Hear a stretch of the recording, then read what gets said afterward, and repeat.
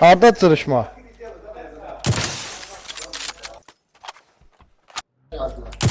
Çağrı atdığıma görə gəldilər.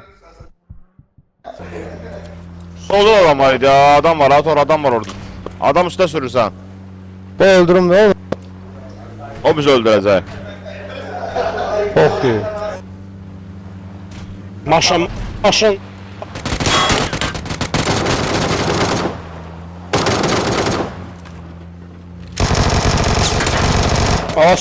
Ya düşə, ya sür cıraq aradan, pis yerdə qaldıq.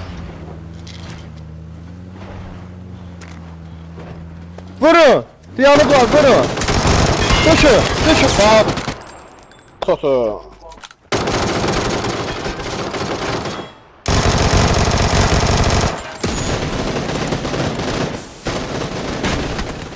Bomba attım. Ha. Onu öldürmə, asist hər şey. Mindi yola buladı. Oğlum maşın benim üstüme düştü öldüm. Maşın benim üstüme düştü gelin oynadın. Ola. Hardan vurul?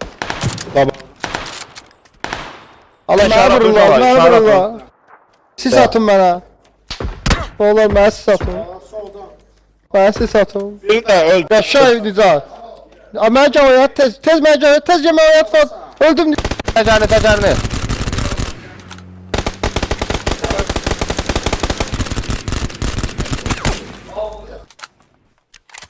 Məni öldürdü, getdi. Hadi düşdü aşağı. Başka yerden de vururlar ha bize. Ha başka yerden de vururlar.